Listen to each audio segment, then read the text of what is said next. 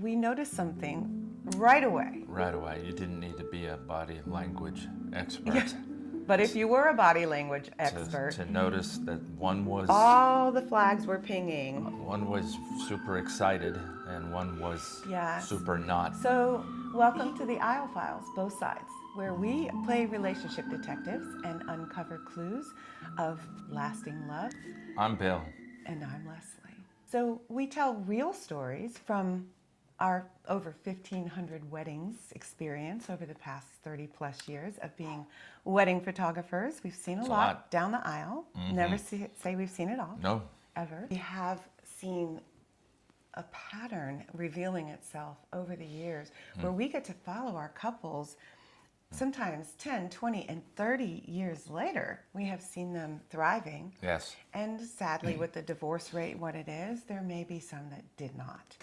And I think we have decided to try to unveil, unpack, through the lens of our perspectives.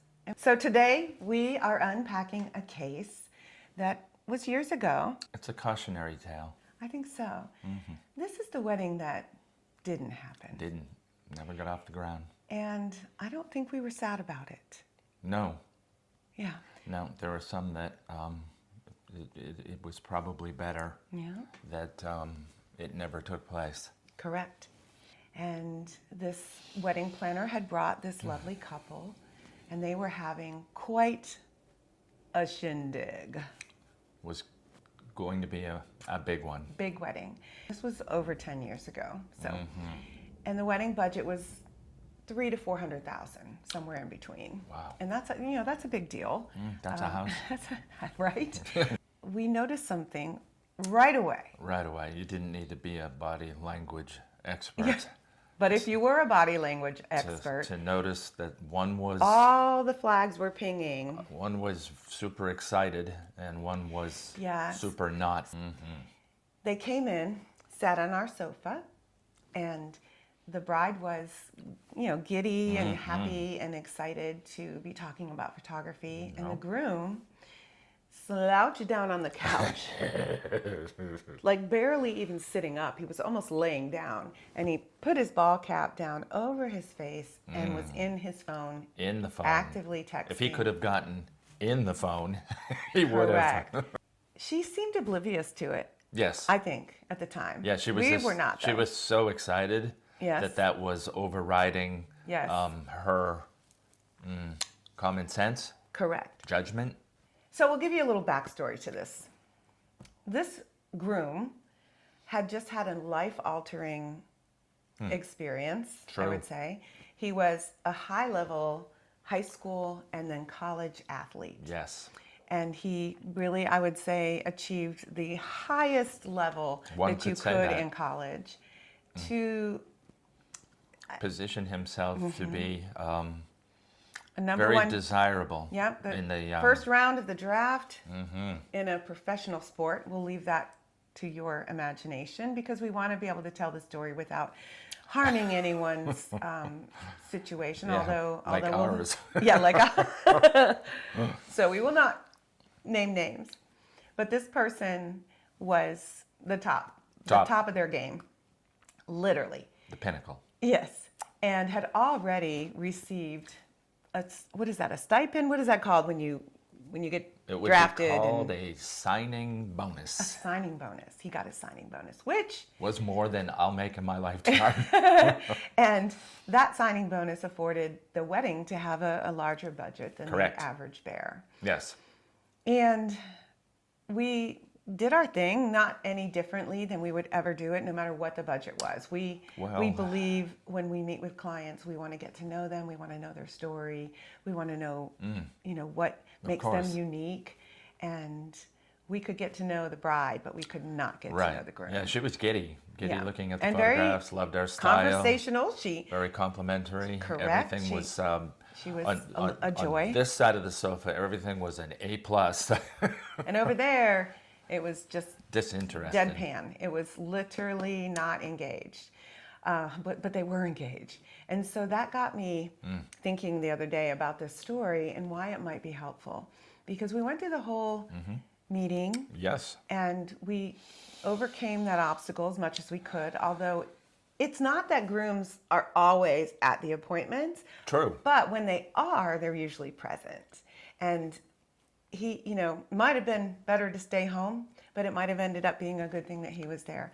Because Definitely. Because her excitement was palpable, and we were talking about pictures and the location that they chose, and just kind of walking through the wedding day. That's how I like to approach a meeting, a client meeting, is to put ourselves in the wedding day. And so when we did that, she was excited, we were excited, and then he was not. As a matter of fact, he got more crouched down. Yes, the more excited she became, the more his body language was, holy smokes, how do we get out of here? Right.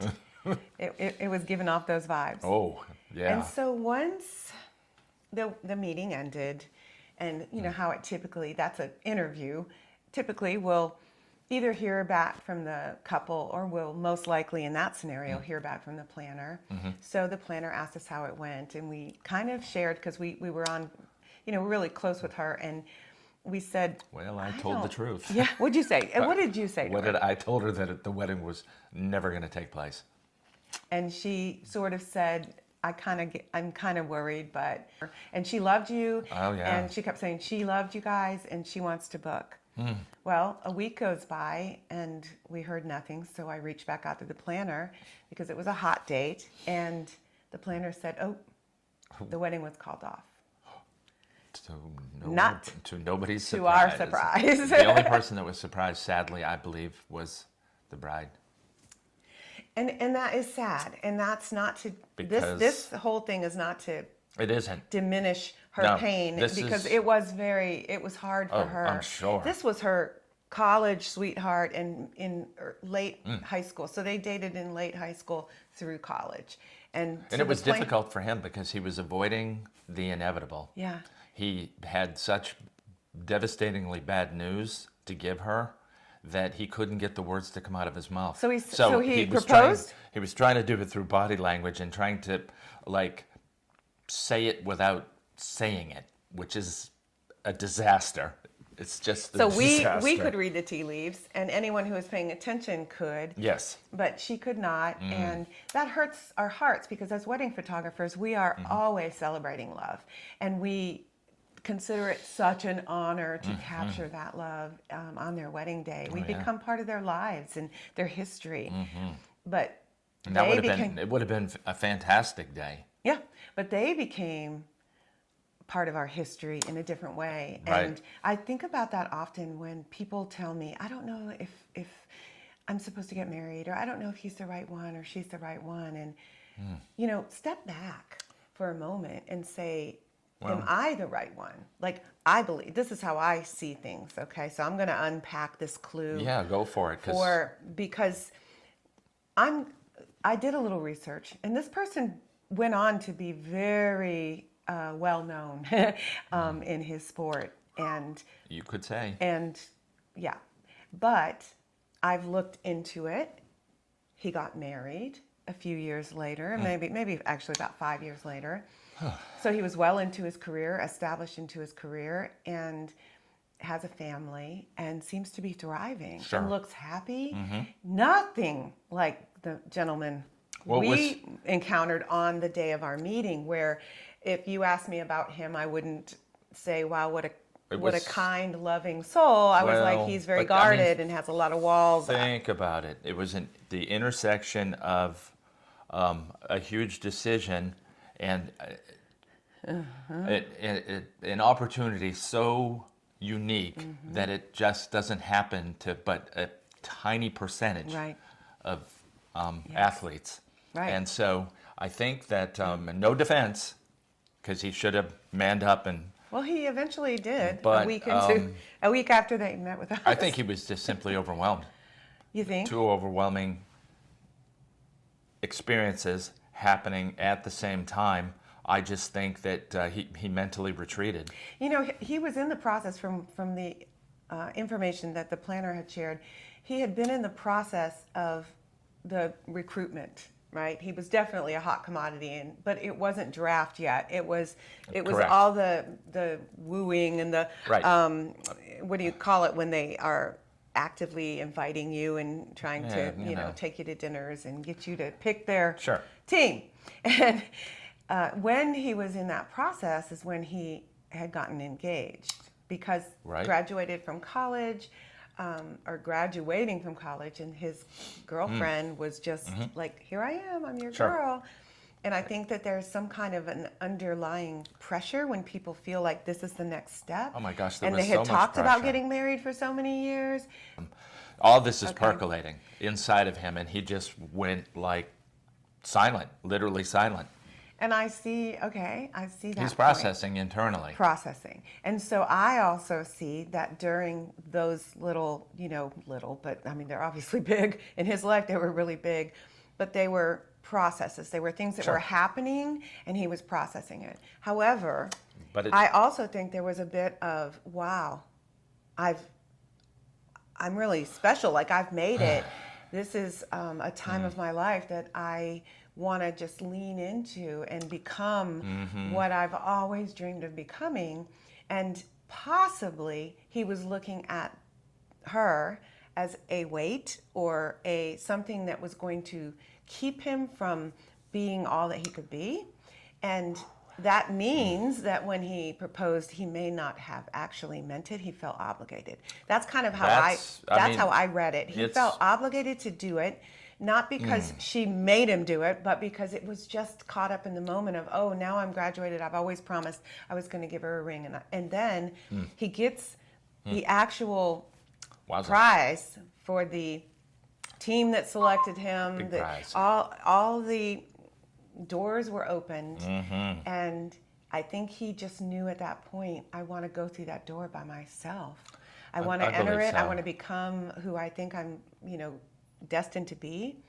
And at some level, because when we met with her, she was lovely and very excited, but about the weddings and about the details of all the big stuff at the wedding, and they didn't talk about their relationship. Right. We like to talk about those things Sure. because we get to know the couple and know then how to photograph and how to tell their story. Oh, yeah. Not just about all the bling and all the whiz-bang stuff that goes on at those big weddings. Well, it's the same thing as all of the other situations that we've spoken of. It's communication. Communication. And, sometimes just because it was right then doesn't mean it's right now. And She had to know. she... Everybody else knew. Yes. He Okay. was so it was obvious. clear. It was clear, but that doesn't mean that it wasn't going I to go think through. she was clinging to Have you ever known the dream.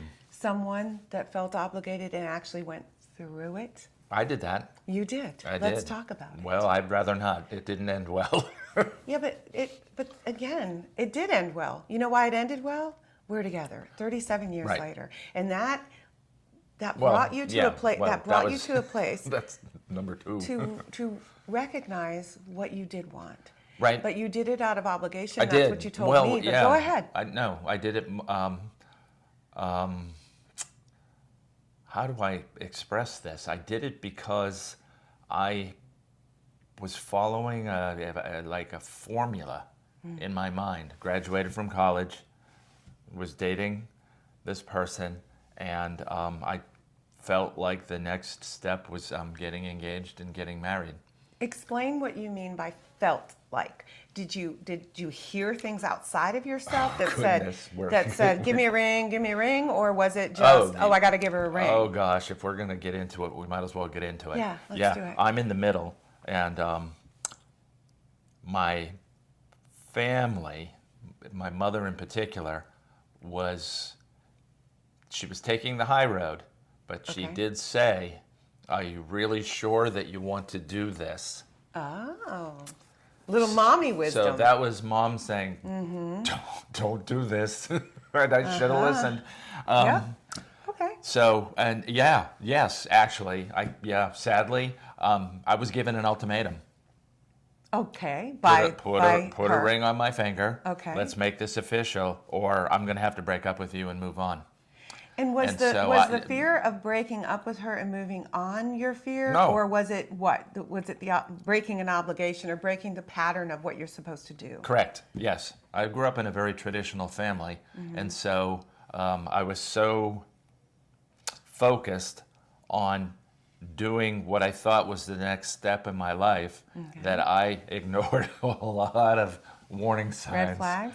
Everyone in my family was like, whoop, whoop, whoop. And there I am. I'm going to do it. So we came across, like just the other day, your Who's Who. You were selected in Who's Who among American college students. Correct. That's quite an honor when you're in college for grades and participation and all those things. And you did follow all the rules, and you are a very good rule follower.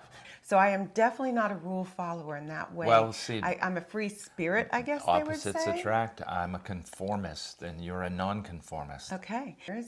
When I met you, you were realizing the error of your decision. Wowza. And unfortunately, you were finding out that she was not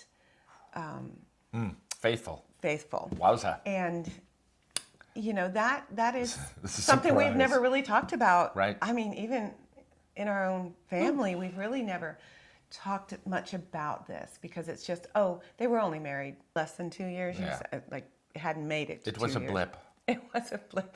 The end, because the end was Yeah. the most important part. Okay. Okay, I got a letter in the mail, and I recognized the handwriting instantly. When did you get the letter? Years after. When You we and were I together. Yeah, we were married. And we were happy. And I stood, I froze, my feet, I couldn't get my legs to work. I opened the letter up like right there, right in front of the mailbox. And I read it, and it was incredible. And it was from her? Yes, it was from The her, ex. the ex. And she decided to tell the truth, Okay.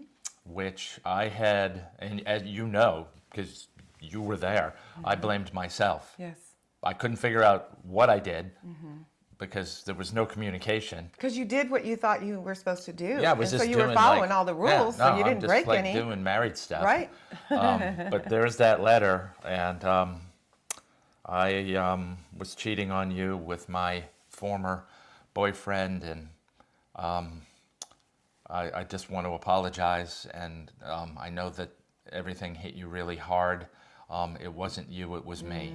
And And that so freed that you. was, oh my gosh, It it was was freedom. like 1,000 pounds came off my back. Because I wondered for still those years.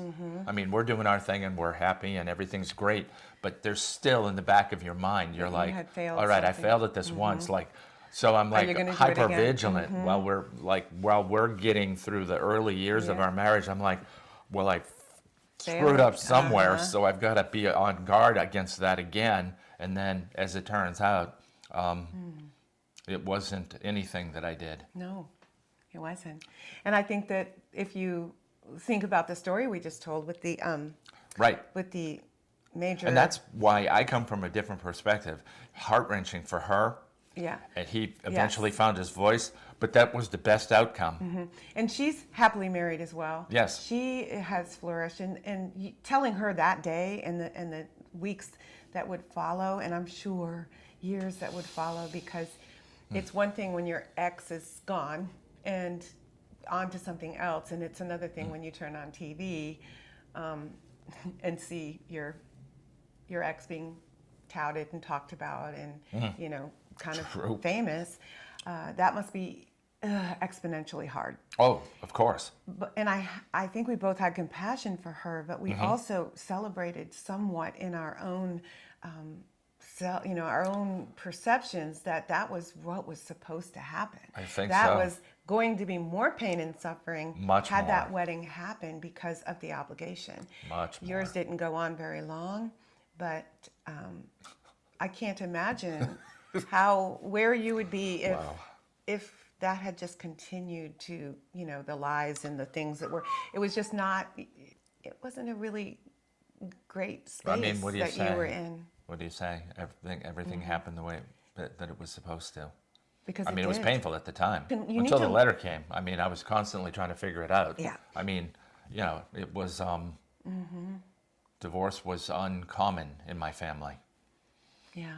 I was a trailblazer in a bad way.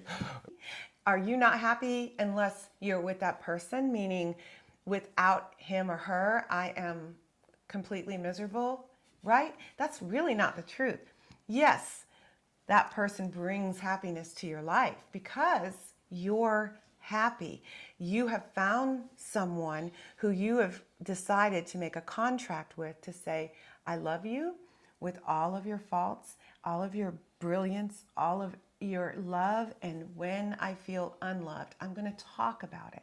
We're going to communicate. When you don't communicate, it's dead in the water. Right. So if you work it out, if you understand how to work with each other before you get married on things like that, after you get married, you're better at it because it's going to happen. Correct. Nobody has a perfect marriage. Right. I mean, if you do, let us know. Let us know. Well, we Send want your story in. We want to know yeah. that you've never had any adversity, that you've never had huge arguments or disagreements, or worse, no argument at all, just go into your own separate dens and be silent and internalize it, and then eventually it turns into festers. It does, and it turns into resentment, which is the key to literally ending a relationship. True. Because there's no communication. So and I'm in a contract with you. Is you that what are. said? We are. I mean, can I renegotiate? I mean, we are all signing a marriage license, so yeah, we are in a contract, and particularly with the government. It sounds very businesslike. And under God, right? But we can get married any way we want. We've done so many weddings, so many cultures. Yeah. We've seen so many different ways people say I do, but ultimately they're in a contract and they're saying, yes, I want to grow with you. So we're in a contract one way or another if you are married. If you are not married, you're cohabitating, whatever, your long distance relationship, it doesn't matter. The same rules apply. If you're looking for that person to make you happy. That's a huge responsibility. It's a huge responsibility. I don't think people intend to do that, but unintentionally, if that's your mindset of this person completes me. That's impossible. Not a good plan. You complete me. That was a romantic movie. Tom Cruise said it in whatever movie that was, and he said that. But I said to myself, wait, that means that you're not complete without that person. So now you are expecting that person to complete you. And what if that person disappoints you once or twice or 3 times? You're going to start possibly resenting them. Now, coming to the realization at any point in your marriage or any point in your relationship and learning from where you might have gone down a different path that wasn't so aligned with your higher intuition, that when you know deep down that that person is, all the flags are there to say, I'm not ready. Because it's not that person's fault. It's, I'm not ready. I don't think that bride was ready, but she was caught up in the, hey. Well, that was, she was caught up in the Yes. love euphoria of Yes. a wedding and getting engaged and planning a wedding. And with her, budget was there was no budget. Right. I mean, you could get whatever you wanted. In those scenarios, it magnified grows. it. It grows. That situation grows out of control quickly because it's not. Yeah. There's no budgetary constraints, and Correct. so it's I want that and that and that and that and 10 of those, and that was more pressure.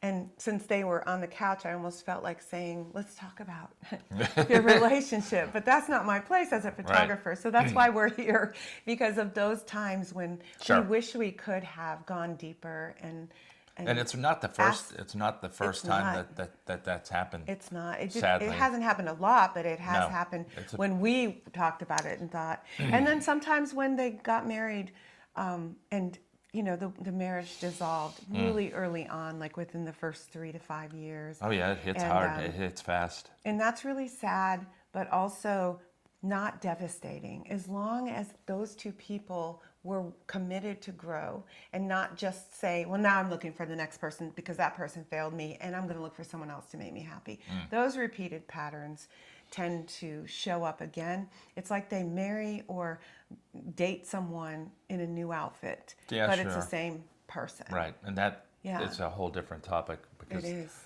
those are behavioral patterns that would require counseling to And, break. You know, counseling from certainly a professional. Yes. That's like going to a doctor. You need professional help when you have an ailment, unless that ailment is something that you can relieve from just relieving the pressure. Sometimes talking to friends and family and Sure. meeting strangers that just say something that's like, wow, I'm in alignment here and I'm getting it. I have never sought counseling professionally, but I have been counseled by people who just heard me. They understood. We had a conversation and I was able to just get it out. And then sometimes I see things differently. See, if you're willing to see things differently, the things you see change. And that is my ultimate mentor's quote by Wayne Dyer, rest his soul. That is the truth of how I see it. If you're willing to see things differently, the things you see change. Or the things you look at change, I think is how his actual quote was. And I think that love is that way, like relationships are that way. Because I tell you what, there were times when, I was just so angry at you. And Not me. the way I'm looking at you at that moment is fault, and I'm mad. I'm not being given what I want and need. I just want to be hugged, and you're wanting to go on a different route, and we're not communicating. And then all of a sudden, when I change the way I look at you, boom, you're the most handsome, smart, loving person. And I am so blessed by you. And I'm Well, just thank going you. to say that on our podcast because it is true. And as we move into these deeper years, I find you even more attractive and more just you allow me to explore love the way that we have this history of photographing so many weddings, and now that we're doing this, it's just it's a chef's kiss. Speaking of Chef kiss, Boyardee. I think that wraps it up. Hopefully you took away from this story and That I'm pretty awesome. He is pretty awesome. And I agree. And you're pretty cool too. Thank you.